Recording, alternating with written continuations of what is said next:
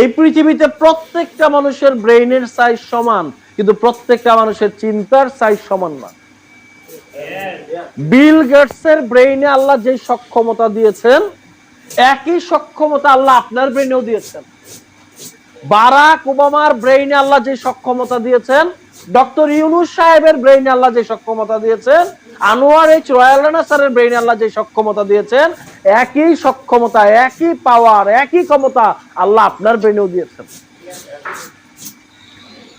তাহলে আপনি এবং আমরা কেন তাদের মতো সফল হতে পারছি না?